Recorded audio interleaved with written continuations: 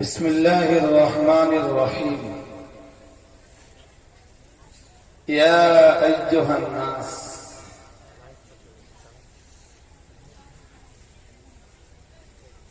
মহান আল্লাহ বলেন, হে মানব মণ্ডলী,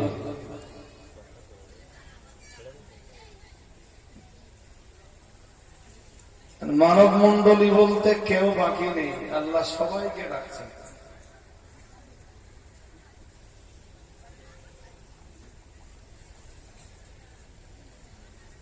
যদি বলতেন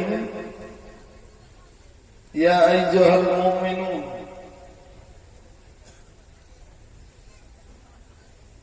তাহলে পৃথিবীর বিশ্বাসীরাই আয়াতের উদ্দিষ্ট ব্যক্তিতে পরিণত হতেন।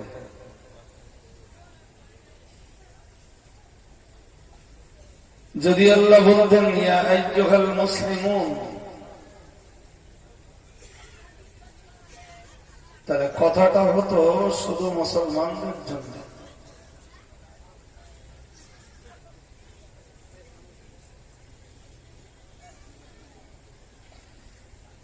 যদি আল্লাহ বলতেন আইয়ুহাল হিন্দিয়ুন, তাহলে আয়াতের বিধানটা প্রযোজ্য হতো বা আয়াতটার বিষয়বস্তু প্রযোজ্য হতো শুধু ভারতবাসীদের জন্য।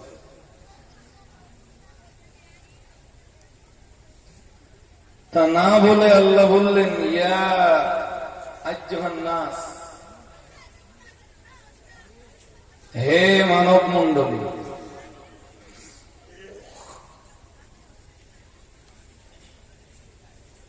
খুব মনোযোগ দিয়ে আপনাদের কথা শুনতে হবে। শুনলে আমার কাছে আমি আলোচনা হয়তো 1 ঘন্টা করব, মানে এখান থেকে 1 ঘন্টা। এখন বাজে ধরুন 10:32, আর তারপর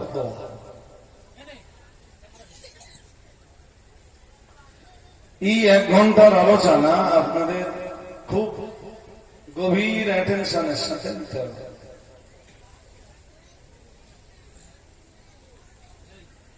ইন কুনতুম ফি রাইবিন মিনাল বা'থ,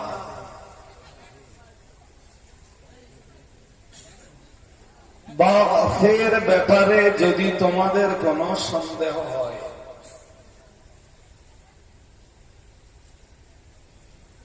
শব্দটা কি বললেন? বা'থ।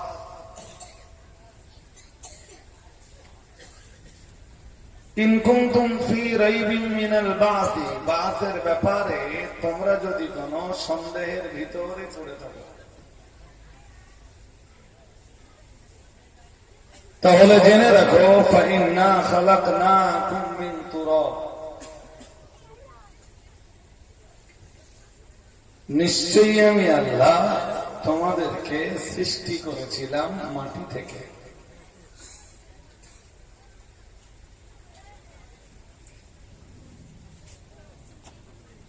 যদি তোমরা সন্দেহে পতিত হও বা'থের ব্যাপারে,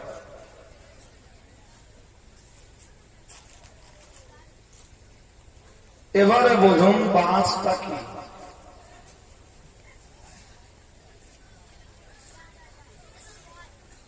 বা'থের বাংলা হলো পুনরুত্থান।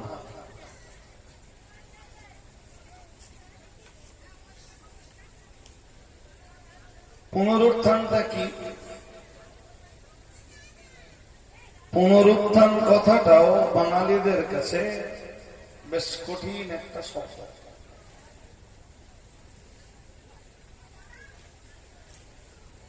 এবং বহু বাঙালি এটাও বুঝবেন না।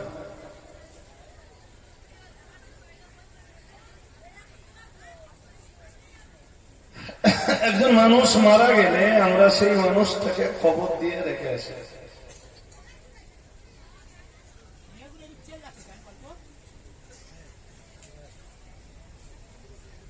যেটা রাসূল পাকের রেখে যাওয়া তরিকা।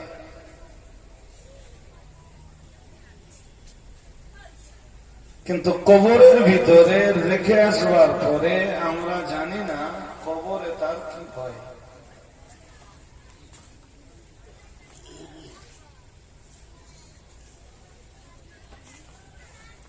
কবর জগতে তার প্রতি কি ব্যবহার হয় আমরা জানি না।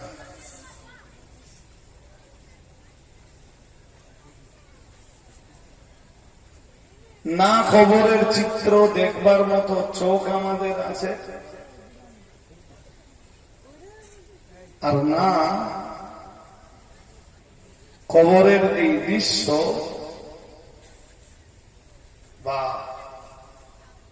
কবরবাসীদের কোন আওয়াজ শুনবার মতো কান আমাদের আছে।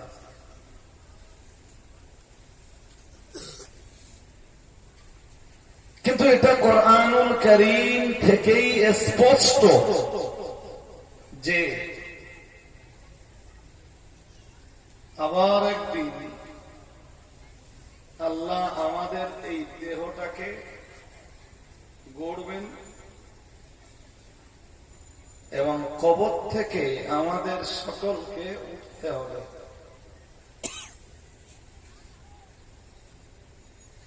এ কথা সত্য না মিথ্যা? আওয়াজ এত স্লো কেন? একটু আওয়াজ দিয়ে বলেন। সত্য তো? সত্য। এবার বুঝুন, ধরুন আদম আলাইহিস সালামের যুগে যারা মারা গেছে,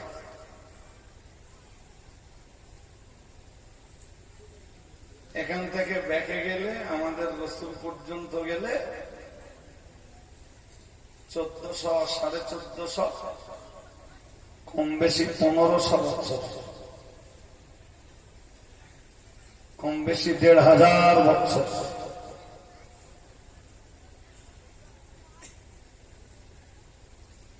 আর ওখান থেকে আদম আলাইহিস সালাম পর্যন্ত গেলে, আদম আলাইহিস সালাম না, ঈসা নবী পর্যন্ত গেলে 2000 বছর।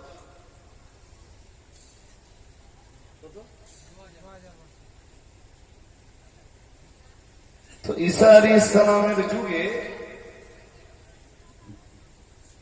যে লোকটার কবর হয়েছে আভি 2000 বছর কেটে গেছে। কোথায় যে তাদের কবর, এই যুগের মানুষ কেউ খবর রাখে না।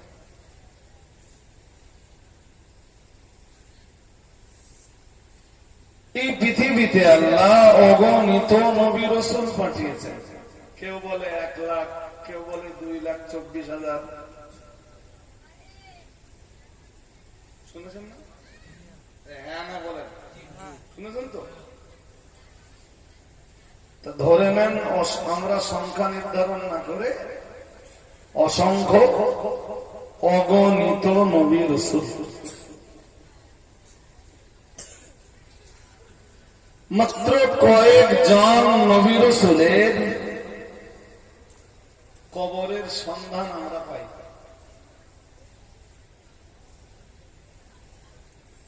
বাকি নবী রাসূলদের কবরের সন্ধানও আমাদের কাছে নেই। আপনাদের মতো মুসল্লিদেরকে জিজ্ঞেস করলে বলতে পারবেন আমাদের নবীর রওজায়ে আকদাস মদিনায়। কোথায়?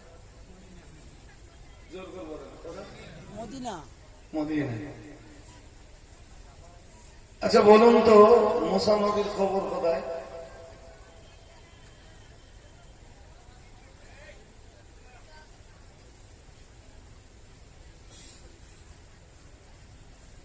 খুব কঠিন প্রশ্ন করে ফেলেছি না? না, এটা যদি আপনি নাও জানেন, আপনার নামাজ কমপ্লিট হওয়ার জন্য এইটাতে জানতেই হবে, এটা অপরিহার্য। আওয়াজ হলে হবে না, একবার দুটোরে আলাদা করে দেবে। এটা কারা? হ্যাঁ, এই নিচে নেমে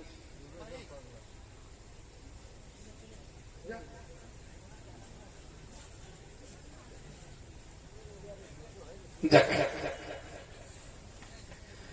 নবী মূসা আলাইহিস সালামের কবর কোথায় কোন মুসল্লি এইটা যদি নাও জানে, বাকি নামাজের নিয়ম কানুন জানলে তার নামাজ হয়ে যাবে। সুতরাং এইটাকে নিয়ে ঠেলাঠেলি করার কোন দরকার।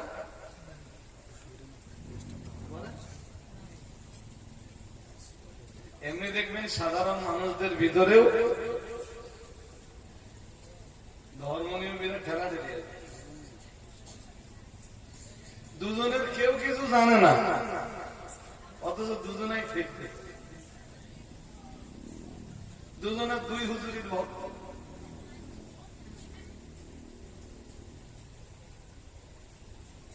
এরমটা যদি আপনাদের হটুগঞ্জ, নেত্রা বা এই পার্শ্বস্থ গ্রামগুলোতে না থাকে, আপনাদের কপাল খুব ভালো। তবে এরকম ঠেলা লোক আমার বসিরহাটে প্রচুর আছে। তা ঠেলতে ঠেলতে ঠেলতে অনেক দূর চলে গেল দুজন। পরে হিসাব কষে দেখা গেল যে দুটো মিলে ঠেলতেছে, দুজনের কেউ কিচ্ছু না।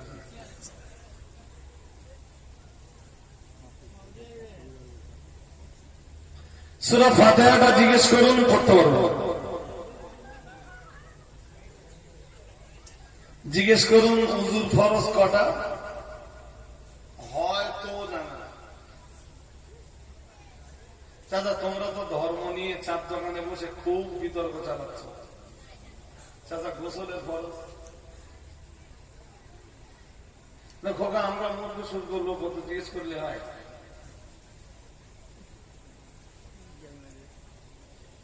তুমি চার দোকানে বসে যা ফতোয়া দিচ্ছ, তোমার ফতোয়া শুনলে তো মনে হয় তুমি দেশের গ্রান্ড মুফতি,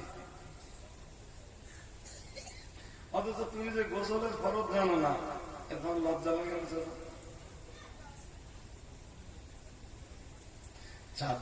চায়ের দোকানে বসে বসে ধর্মীয় আলোচনা দেশ জুড়ে আছে, দেশ জুড়ে। যাক, আমার বক্তব্যের প্রাসঙ্গিকতা এইটা আজকের নয়। তা আমি জিজ্ঞেস করছি, কেউ যদি বলতে পারেন বলে ফেলেন মুসা আলাইহিস সালামের খবর।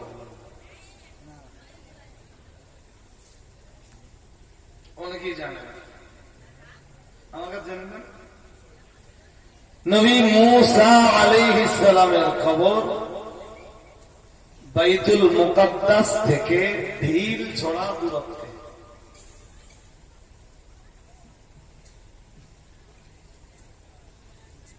নবী মূসা আলাইহিস সালাম যখন বাইতুল মুকাদ্দাসকে জয় করার জন্য যাচ্ছেন, এই যে প্যালেস্টাইনের বাইতুল মুকাদ্দাস নিয়ে ঝগড়া বলো আজকের না, আজকের ইহুদি আর মুসলমানদের ভিতরে যে ঝগড়া, মসজিদুল আকসাকে কেন্দ্র করে পৃথিবীর মুসলমানদের সাথে এই দ্বন্দ্ব আজকের না। বাইতুল মুকাদ্দাস বা মসজিদুল আকসা এটা তো বহু পুরাতন মসজিদ। রাসূলকে জিজ্ঞেস করা হয়েছিল, আইয়ু মসজিদিন উদিআ আউয়াল, হুজুর পৃথিবীতে কোন মসজিদ প্রথম তৈরি হয়? কারা জিজ্ঞেস করেছেন? সাহাবীরা। কাকে জিজ্ঞেস করেছেন? রাসূলুল্লাহকে। আল্লাহ পাকের নবী জবাব দিলেন, কালা মসজিদুল হারাম। আল্লাহ পাকের হাবিব জবাব দিলেন, পৃথিবীর প্রথম মসজিদ হলো মসজিদুল হারাম। মেয়েদের ভিতরে চিল্লাচিল্লিটা বন্ধ হবে না?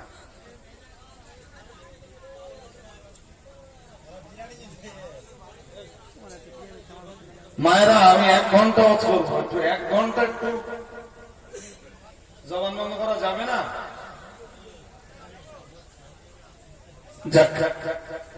নইলে তো আমি বোঝাতে পারবো না, আমি বকতে পারবো, আমি তো বোঝাতে পারবো না। যদি আপনারা না বোঝেন, তাহলে আমার তো এখানে বসে বসে বকা পুরো আর আমি ওই রকম বক্তব্য করতে পারিনি যে বক্তব্য আমার শ্রোতায় বোঝে না। আসলে হুজুর 2 ঘন্টা ধরে যা বকে গেল, হুজুর নিজেও বুঝতে পারলো না যে আমি কি বলেছি, শ্রোতা তো পারলই না।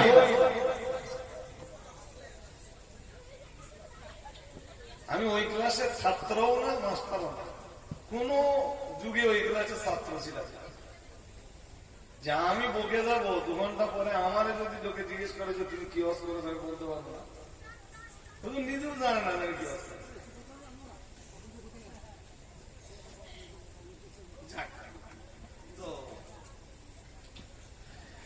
সাহাবারা জিজ্ঞেস করলেন, হুজুর পৃথিবীর প্রথম মসজিদ কোনটা? নবীজি বললেন, কাল মসজিদুল হারাম। সুবহানাল্লাহ। মসজিদুল হারাম কাবা।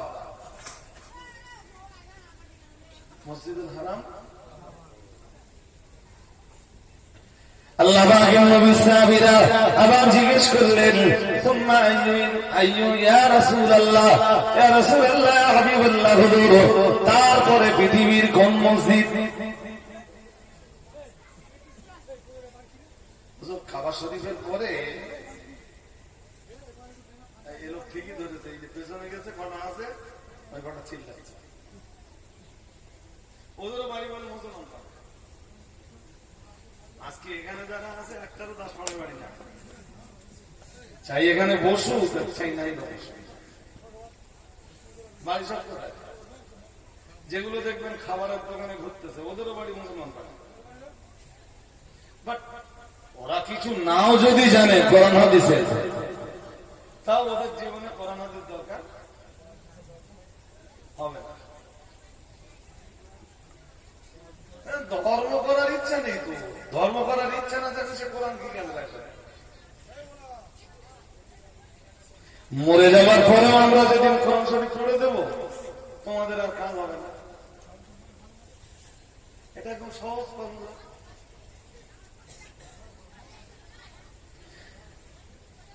কোরআন পৃথিবীতে যারা গ্রহণ করেছে, কোরআন যারা পড়েছে, কোরআন যারা বুঝেছে, কোরআনের মজলিসে যারা বসে কোরআনের জ্ঞান হাসিল করেছে, কোরআনের মানে জীবন যারা গড়েছে, কোরআনুল কারীম দিয়ে জীবনটাকে যারা সুন্দর করে সাজিয়েছে, ওরা মরে যাওয়ার পরে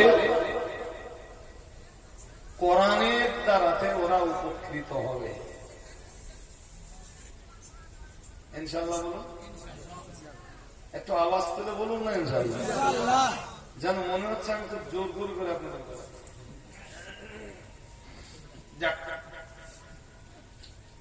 কি বোঝাচ্ছিলাম। আল্লাহ পাকের রাসূল বললেন, পৃথিবীর প্রথম মসজিদ মসজিদুল হারাম। সাহাবী আবার জিজ্ঞেস করলেন, হুজুর এরপরে পৃথিবীর কোন মসজিদ? আল্লাহ পাকের রাসূল বললেন, কালা মসজিদুল আকসা। আল্লাহ পাকের হাবিব বললেন, পৃথিবীর দ্বিতীয় মসজিদ হলো মসজিদে আকসা। মসজিদে আকসা আই ফিল ফিলিস্তিন। যে মসজিদটাকে কেন্দ্র করে ইহুদিরা বলছে আমাদের, এর দখলদার আমরা, মুসলমানরা বলছে না মসজিদটা আমাদের।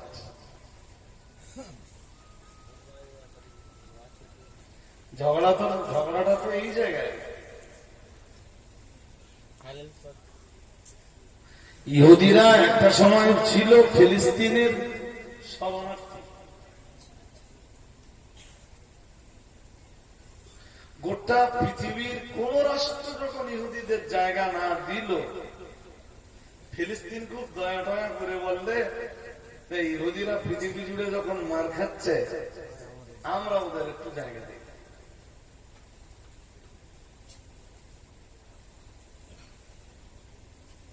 ওরা ছিল 2-3% ফিলিস্তিনে। পৃথিবীর ইহুদিরা সব যখন ফিলিস্তিনে যে জায়গা নেবে, রাতারাতি ওরা হয়ে গেল 30%।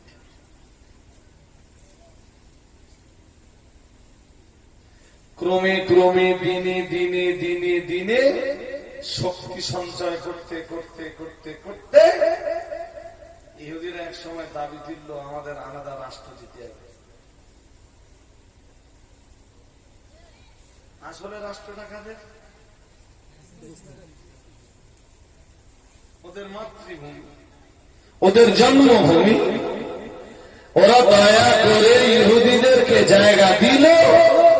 সেই ইহুদিরা একদিন দাবি করে বলল আমাদের দরকার আলাদা বলুন সম্ভবত ওরা রাষ্ট্রের জন্য বহু বছর ধরে লড়াই করছে। হিটলার যখন 60 লক্ষ ইহুদিকে মারল, পৃথিবীর ইহুদিদের কন্ডিশন তখন খুব করুণ পর্যায়ে। ফিলিস্তিন জায়গা থেকে বললে আমরা জায়গা দিচ্ছি, মুসলমানদের একটু দয়া বেশি। 1948 সালে ওরা স্বাধীন রাষ্ট্রের মর্যাদা করে। ওরা ওদের রাষ্ট্রটার নাম দিল নবী ইয়াকুব আলাইহিস সালামের নামে ইসরাইল। কি নাম? ইসরাইল। আসলে ইয়াকুব আলাইহিস সালামের নাম ছিল ইসরাইল। কি নাম? ইসরাইল। এখন যারা ফিলিস্তিন ফিলিস্তিন করে খুব বেশি লাভ পাচ্ছে না, এরা ইতিহাসের খুব একটা কিছু খবর রাখে। আমি ইতিহাস কেটে দেখুন, ইয়াকুব আলাইহিস সালামের নাম ছিল ইসরাইল, আর ইহুদিরাও ইয়াকুব নবীর বংশধর। কোন নবী? ইয়াকুব নবী। জোর করে বলতে হবে, ইয়াকুব নবী। কারা? ইসরাইল। ঠিক আছে, আমার মাথা কি ঠিক আছে? আমি এদেশের বিরাট বড় হুজুর। আমার 5টা ছেলের 5টা ছেলেই যদি ভালো বলে আপনারা দাবি করেন যে সব কটা ভালো,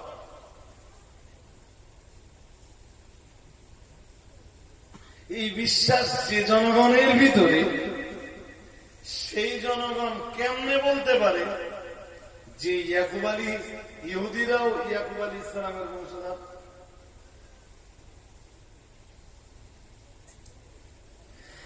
যে জাতি বিশ্বাস করে আলেমের ঘরে আলেম জন্মায়, হাফেজের ঘরে হাফেজ জন্মায়, মৌলানার ঘরে মৌলানা জন্মায়, আর পীরের ঘরে পীর জন্মায়, সুফির ঘরে সুফি জন্মায়, সেই জাতিকে কি দিয়ে বিশ্বাস করানো হবে যে ইয়াকুব আলাইহিস সালামের বংশে ইহুদিদের জন্ম হয়েছে?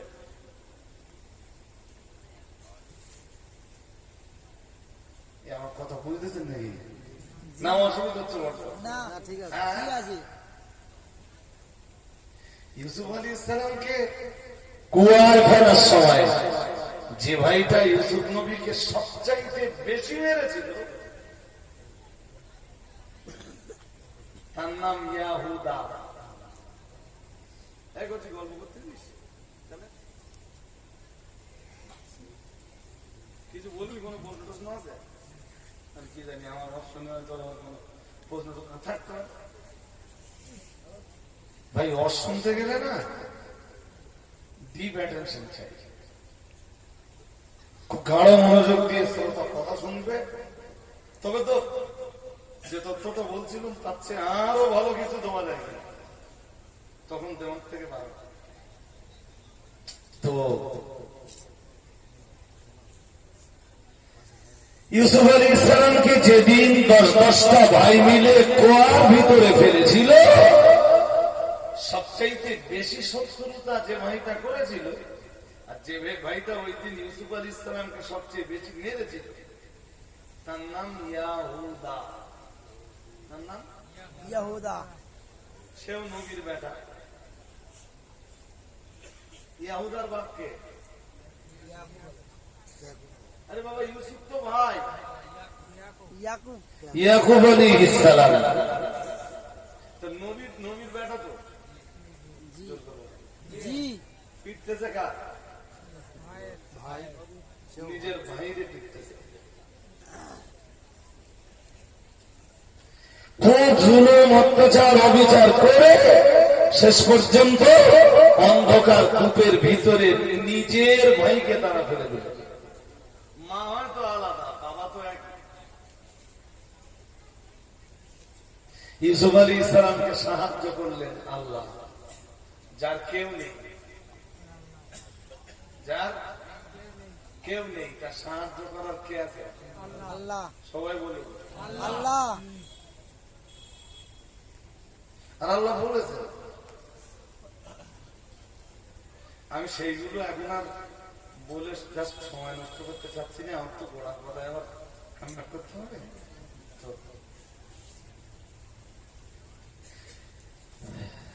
বর্তমান পৃথিবীর ইহুদি যারা, এরা নবী ইয়াকুব আলাইহিস সালামের বেটা ইয়াহুদার বংশধর। কার বংশধর? ইহুদা। জোর করে বলে ইহুদা। এসব কথা শুনতে গেলে আর বলতে গেলে যেমন দরকার আমার ধৈর্য, তেমন দরকার আল্লাহর করুণা, আর তেমন দরকার এই শ্রোতাদের খুব শান্ত মস্তিষ্ক। ইয়াজুজ মাজুজের গল্পটা কখনো কি শুনেছেন?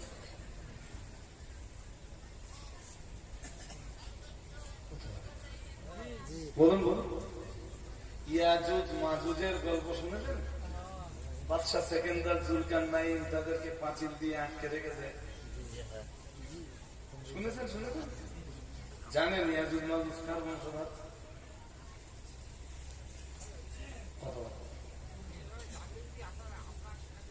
রাইট। তাহলে আমরা কি জানি? আপনারা শুনতে পাচ্ছেন, এরা নবী নূহের বংশধর। কার? জোর করে বলেন। আপনি ইতিহাস ঘেটে দেখুন, যদি আমার কথা না মেলে আপনি গুগলে সার্চ করেন। গুগল তো মোটামুটি আপনাকে একটা রিপোর্ট দেবে। তো গুগল আপনাকে রিপোর্ট চাই দিক, এই রিপোর্টটা একটু মাথায় রেখে দেয়।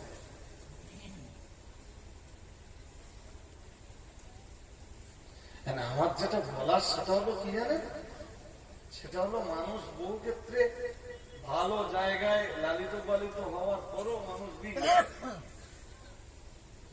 আবার বহু ক্ষেত্র আছে যেখানে মানুষ খারাপ জায়গায় লালিত পালিত হয়ে ভালো হয়। আরেকটা মন্ত্র বলেন, কোরআন কি বলে? আমাদের নবীর জীবনের 42টা বছর ধরে যে চাচা আবু তালেব রাসূলকে লালন পালন করেছে। কত বছর? 42 বছর। ভাতিজার দায়িত্ব পালন করেছেন চাচা আবু তালেব 42টা বছর ধরে। মুখের কথা। আল্লাহ পাকের নবী তো বারংবার চাইতেন আমার চাচা আবু তালেব হেদায়েত হয়ে যাক, আমার চাচা আবু তালেবকে হেদায়েত আল্লাহ নসিব করে দেন। কিন্তু আল্লাহ পাক রব্বুল আলামিনের রাসূলের শত চেষ্টা থাকা সত্ত্বেও আর আল্লাহ পাকের নবীর ভিতরে চাচা আবু তালেবের হেদায়েতের ব্যাপারে গভীর আগ্রহ লুকিয়ে থাকার পরেও আল্লাহ পাক রব্বুল আলামিন তো চাচা আবু তালেবকে হেদায়েত করেননি। চাচা আবু তালেব বেহেদায়েত অবস্থায় যখন ইন্তেকাল করলেন, চাচা আবু তালেব যখন ইন্তেকালের আগে বললেন, আনা আলা মিল্লাতে আবি আব্দুল মুত্তালিব, আমি আব্দুল মুত্তালিবের ধর্মের উপরে বহাল থেকে মরে গেলাম। প্রিয় নবী মুহাম্মদুর রাসূলুল্লাহ সাল্লাল্লাহু আলাইহি ওয়াসাল্লাম মনের কাছে অত্যন্ত কষ্ট পেলেন।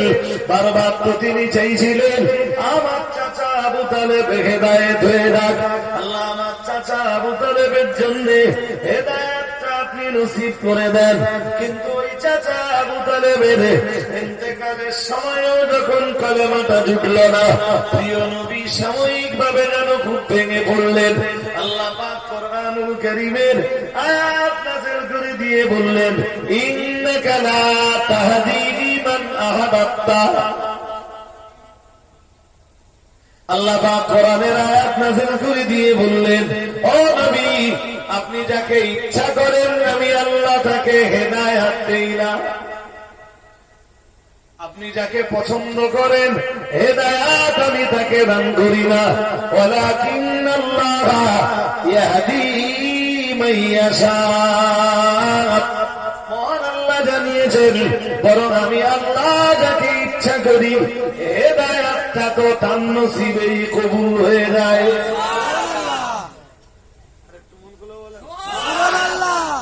চাচা আবু তালেব 42 বছর ধরে রাসূলের দায়িত্ব পালন করেছেন। নবীর জন্য মানুষের সাথে ঝগড়া করেছেন। নবী বয়কট থেকেছেন, চাচা আবু তালেবও বয়কট থেকেছেন। সুবহানাল্লাহ বলতে পারেন? আরেকটু মন করুন। ও